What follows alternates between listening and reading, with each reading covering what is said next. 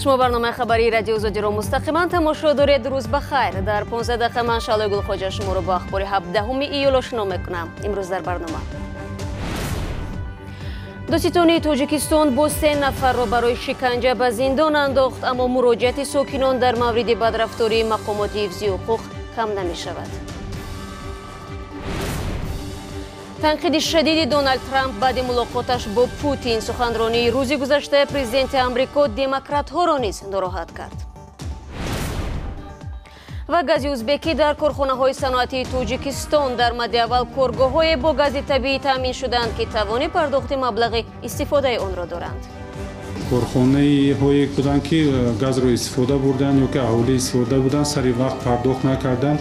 امروز شرکت تاجیک ترانسگاز از همون دوره بسیار قرض داشت باقی موندگی. بررسی پرونده دلوار گولف را به دادستانی شهر دوشنبه واگذار کردند. در این باره امروز ضمن نشست مطبوعاتی دادستانی کل در پایتخت خبر دادند. پسر گل شیرعلی سابق وزیر صنعت تاجیکستان در لطوکوب یک کارمند پلیس گمانبر می شود. در نشست خبری دادستانی کل تاجیکستان همچنین آماری نوی مربوط به شکنجه هم صدا داد. برای یوسفی موضوع را ادامه می‌دهد.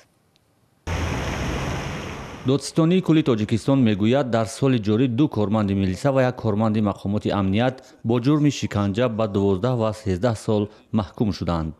این نهاد گفت مراجعت ساکنان درباره شکنجه کارمندان مقامات انتظامی و تفتیشاتی افزوده است. در نیم سال یکم سال 2018 وابسته به جای دادن حادثه‌های شکنجه 37 مراجعت وارد گردیده است. البته در قیاس بگیریم نظر به همین دوره سال گذشته خیلی زیادتر می باشد، چون که همین رقم در سال گذشته 9 عدد را تشکیل میداد. معمولا گمانبران در جنایت را مقامات انتظامی هنگام بازداشت و بازپرسی شکنجه میکردند. نزدیکان شکنجه شده ها میگویند برای جرمی را به افراد گمانبر بار کردن از شکنجه کار میگیرند. شمس‌الدین زیدالله‌یف ساکن 25 ساله شهر دوشنبه را مقامات انتظامی با گمان گردش مواد مخدر بازداشت کرده پس از 5 روز جسد او را والدانش از سردخانه گرفتند. کارگرای ارگان بعد نیم ساعت پس اومدن همین خانه آتش اومد پرسید گفت بیا مصلحت پرسم گفتم ها پرسید مرامت در اومدن 5-6 کس همینجا بچهای مرا گفتن تو نگاری باید بریم ما دلیل داریم باید بریم قطعا آدم رو پرو کنیم. بعد گرفتم بردن روزی 8 بود. بعد همون روزی 13 سحرش زدن کشتن چیکاری کردن زدن کشتن بردن در همون مرد فریدن شد. سالهای اخیر عاملان شکنجه در تاجیکستان معمولاً بی‌جزا میمانند. سازمان‌های علیه شکنجه میگویند مشکل اصلی این است نزدیکان وقتی مراجعت میکنند که ایز شکنجه را پیدا کردن و ثابت کردن آن ناممکن است. البته چند نفر به جوابگری جنایتی کشیده شده است. حتی ناچیز هم باشد به بعضی عائله‌ها کمپنساسیا جبران پولی پرداخت کرده شده است. ولی اون جبران پولی هایی که پرداخت کرده می شوند البته نفران نزدیکان آنها با آن راضی نبوده باز هم به اینستانسیه های آینده یعنی سودهای زینه های بالای شکایت آورده ایستادند. سال 2018 به سازمان‌های حقوق انسان 18 مراجعت در مورد شکنجه شده است که پیوندان شکنجه شده ها درخواست کمک کردند. با گفته سازمان‌های دفاع از حقوق انسان در بسیار حالت‌ها جبردیده‌ها شکایت نمی‌کنند چون که نمی‌خواهند با مقامات انتظامی سر به سر شوند. رو می‌رویم به موضوعهای دیگر. پرزیدنت آمریکا دونالد ترامپ بعد ملاقاتش با رئیس جمهوری روسیه ولادیمیر پوتین از سوی رفیقان و هم از جانب مناقضانش با موج جدید تنقید روبرو شده است. اکثریت میگویند او از پوتین پشتیبانی نموده منفعت نهادهای امنیتی آمریکا و متفقان این کشور را نادیده گرفت. رئیس مجلس نمایندگان کنگره و یکی از پیشوایان حزب جمهوری خواه پول رایان گفت از سوی دونالد ترامپ بار دیگر زیر سوال بردن دخالت روسیه در انتخابات پرزیدنتی سال 2016 عملی غلط بود. میت رومنی داوطلب کرسی پرزیدنت آمریکا در سال 2012 عمل ترامپ را رفتاری شرم‌آور نامیده گفت که آن با اصول دموکراتی ما مخالف است. سناتور جمهوری خواه جان مکین گفت نشست مطبوعاتی دونالد ترامپ که دیروز بعد ملاقاتش با ولادیمیر پوتین در شهر هلسینکی دایر شده است شرم‌آورترین برآمد پرزیدنت آمریکا و خطای محض است. дар Москва рӯзи гузашта додгоҳи ҳукми худро дар нисбати аъзои гурӯҳи Пусси Райот эълон кард. Аъзои ин гурӯҳ рӯзи якшанбе то чанд дақиқа ҷараёни бозии ниҳоии ҷоми ҷаҳонии футболро дар майдони варзишии Лужники халалдор карданд. Узви ин гурӯҳ дар ҷараёни бозпурсӣ гуфтанд, мардуми Русия ки аслан ғамгину озурда ҳастанд, дар давраи ҷоми ҷаҳонӣ шоду хушҳол буданд ва онҳо бо ин амали худ мехостанд базм то дер давом кунад. Базмталабии Пусси Райот онҳоро то куҷо бурд? Дар гузориши навбатӣ мебинем. рӯзи 16 июл додгоҳи Москав 4 фаъоли гурӯҳи Пусси Райотро барои вуруд ба майдон дар бозии финалии ҷоми ҷаҳонии футбол ба муддати 17 рӯз ҳабс кард. Ин афрод бо либоси тақаллубии афсари пулис дар қисмати дуюми қувваозмоии ниҳоии ҷоми ҷаҳонӣ миёни Фаронса ва Хорватия ба майдон дохил шуда муддати бозиро мутаваққиф карданд. Додрас ҳамчунон ҳукм баровард ки Вероника Никушина дар давоми 3 соли оянда дар ягон мусобиқаи варзишӣ иштирок накунад. ман бо худсарӣ ва бо он мубориза мебарам ки Русия як кишвари ғамгин аст. Ман дӯст медорам ки ҳама вақт ҷашнвораву ид бошад. ҳоло ҷашнвора тамом шуду ҳама ба ватанҳояшон бармегарданд. ман мехоҳам базм идома кунад. баъд аз он додгоҳ аъзои дигари ин гурӯҳро муҳокима карда онҳоро низ барои 15 рӯз аз озодӣ маҳрум кард. дар бозии ниҳоии ҷоми ҷаҳонии футбол дар варзишгоҳи Лужникии Москав президентҳои Русия Владимир Путин, раисҷумҳури Фаронса Эммануэл Макрон ва президенти Хорватия Калинда Граар-Китарович ҳузур доштанд. Фаронса бо ҳисоби 4-2 Хорватияро мағлуб кард. шумо барномаи хабарии радиои Озодиро тамошо доред. яке аз оҷонсиҳои маъруфи дунё низоми нафақаи Тоҷикистонро муваффақ эътироф кардааст.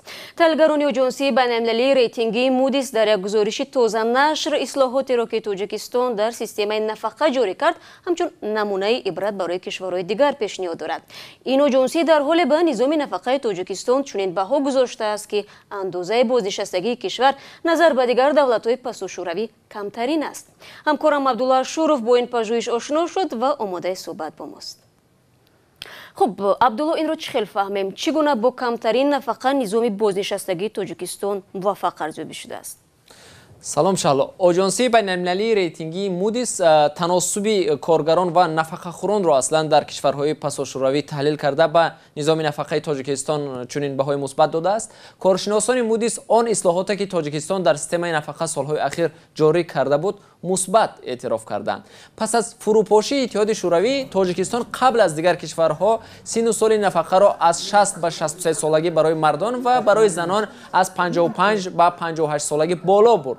бар изофа аз соли гузашта низоми нави нафақаро кишвар ба роҳ андохт ки тибқи он андозаи нафақа бештар аз сатҳи маоши коргар вобаста хоҳад буд. яъне коргар маоши баланд гирифта ҳарчи бештар ба фонди нафақа маблағ равон кунад, нафақааш низ аз ҳамон ҳисоб зиёдтар мешавад. то ин замон андозаи нафақа бештар аз ҳисоби собиқаи корӣ ва дигар омилҳо вобаста буданд.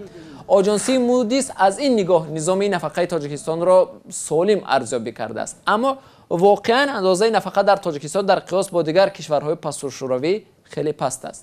хуб ҳоло андозаи нафақаи миёна дар Тоҷикистон чанд аст Абдулло ва оё барои зиндагии як бознишаста то куҷо кифоят мекунад? андозаи нафақаи миёна айни ҳол дар Тоҷикистон ҳамагӣ 270 сомонӣ аст.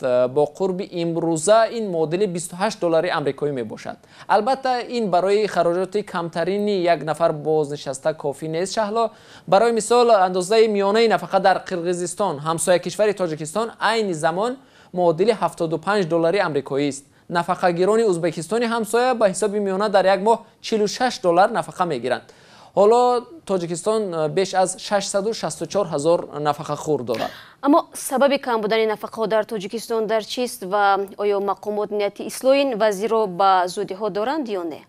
хуб шаҳло ҳар кишвар вобаста ба тавони молии буҷааш нафақа таъин мекунад. мешавад гуфт андозаи нафақа баёнгари возеҳи вазъи иқтисодии кишвар аст. аммо мизони хеле поини нафақаҳо дар Тоҷикистон мояи нигаронии Амиқи Шукурҷон Зуҳуров, раиси парлумон шуда буд. Зуҳуров хитоб ба як мақоми оҷонсии нафақа гуфта буд ки бо ин 200 сомонӣ чӣ гуна нафақахӯрон рӯз гузаронанд. Зуҳуров он замон гуфта буд ки бо ин вазъ дигар намешавад муросо кард ва ба масъулони оҷонсии нафақа дастур ҳам дода буд ки имконияти боло бурдани нафақаҳоро баррасӣ кунанд.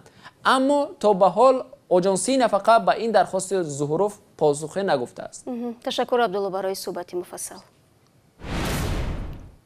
ما برنامه را ادامه میدیم. روز 16 ایول نخست وزیران تاجیکستان و ازبکستان در فرغانه ملاقات کردند. وزارت امور خارجه تاجیکستان میگوید قوی رسولزاده و عبدالله عریپوف جریان آمادگی سفر پرزیدنت تاجیکستان را به همسایه کشور و مسئله های مربوط به همکاری های دو جانبه را مطرح نمودند. در 2 سال اخیر روابط میان تاجیکستان و ازبکستان گسترش پیدا کرده است. یکی از این پیشرفت‌ها با گاز طبیعی ازبکستان فعال شدن کارخانه‌های صنعتی تاجیکستان است. تفصیلات از شادمانیتی. مسئولان تاجیک ترانسگاز میگویند 12 کارخانه صنعتی با شمول کارخانه алюмин барораи талко пурра гази табиии ӯзбекистонро истифода мебаранд. мо 12 корхонаи асосан заводи алюмини завод, ҷамъиятҳои саҳмии азиз, гази регар, ҷамъии саҳмии шаҳрашмудии зернавои компания, заводи ғишбарори нигора, ҷамъиятҳои ахмедов, умаров, экагаз ва рӯзҳои наздик мо корхонаи роҳсози заводи асфалту бетонбарории шаҳри душанберо як рӯз бо гази табиӣ таъмин кардем. онҳо ҳам омодагиашон дидӣ шуда. ба гуфтаи масъулони тоҷик трансгаз дар 4 моҳи соли ҷорӣ ҳудуди 4.5 миллион метри мукааб гази табиӣ аз ӯзбекистон ба тоҷикистон интиқол ёфтааст. беш аз 3 миллион метри мукааби онро талко харидааст. то ба имрӯз 4 ноҳияи вилояти суғд аз гази табиии ӯзбекистон истифода мекарданд. чунки бисёр корхонаҳое буданд ки газро истифода бурданд ё ки аҳолӣ истифода буданд сари вақт пардохт накарданд. имрӯз ширкати тоҷик трансгаз аз ҳамон давра бисёр қарздош боқӣ мондагӣ. ҳамзамон қарор аст дар соли ҷорӣ фаъолияти маркази гармидиҳиву барқии душанбе 1 бо гази ӯзбекистон фаъол шавад. ин марказ дар як шабонарӯз то 80 мегаватт соат нерӯи барқ тавлид мекунад ва бештар аз маҳаллаҳои душанберо бо оби гарм таъмин мекунад. масъулони тоҷик трансгаз мегӯянд ба хонаи сокинони шаҳри душанбе ва атрофи он вақтҳои охир газ намерасад, чунки лӯлаҳои газ таъмирталабанд ва барои таъмири онҳо маблағ надоранд. шодмониятим, искандари фирӯз, озодӣ, душанбе. و در تاجیکستان برای تغییر دادن افکار و نگاه جامعه به افراد دارای امکاناتشان محدود معرکه ملی راه اندازی شده است. تشبثکاران با این اقدام میخواهند برابر حقوق معلولان را در جامعه تامین نمایند. چهره محمدالله برای اکثریت توسط نقش‌هایش در برنامه شوخی‌های علاوالدین آشنا است. در گروه تئاتری موسیقی محضکوی باختر فعالیت می‌کند. اکتورها مورا دوست می‌دارند. محمدالله گرفتار سیندروم داون است و با گفته همکارانش کارش را دوست می‌دارد و با مسئولیت است. اما آنها یک بسیار می‌دونید مسئولیت بیشتر دارند نسبت به ما در کار. مثل محمدالله در تئاتر محضکوی باختر 4 هنرمند دیگر هم با امکانیت‌های محدود فعالیت دارند. یک پژوهش بنیاد اطفال سازمان ملل متحد یا یونیسف که میان 2000 نفر در 4 منطقه تاجیکستان گذرانده است معین کرده است که اکثر ساکنان کشور نسبت معلولان احساس رحم و شفقت و دلسوزی دارند، احساسی که به خود افراد معلول چندان خوشایند نیست. نگین اکرامова و طراح و یک فعال جامعه میگوید اگر با افراد دارای امکانیت محدود شرایط فراهم شود و امکانیت پیشنهاد گردد، آنها می توانند از عهده کارهای زیاده برآیند. میخواستم که همین معیوبا از کارخانه ها دور نشوند. همین میخوام نظری که همون رو برای کارخانه ها باید که معیوبان رو با چشم یک کم نبینند، در بهانه‌جویی پیش نبیارند و همین شخصان معیوبیت داشته رو در تمام کارخانه ها به کار قبول گردند. مقامات تاجیک و سازمان های جمعیتی نیز بر اینند که شیوه مناسبت با شخصان امکانیتشان محدود تغییر یابد. ما باید به آنها با این نظر نه با یک اعضای کامل حقوق جامعه دموکراتیک خودمون نظر کنیم و ما باید که همیشه آنها را برای به جامعه وارد کردن دست مدد خود را دراز کنیم. این گزارش آخری برنامه بود. با خبرهای بیشتر شما میتوانید در وبسایت ما www.azadi.org آشنا شوید. صفحه های ما در شبکه‌های اجتماعی فعال است. اگر خواستید نوارهای ویدیویی رادیو آزادی رو تماشا کنید پس بروید به کانال ما در یوتیوب آزادی ویدیو. سپاس برای همراهی و تا ملاقات فردا. خدا نگهدار هر یک شما عزیزان باشید.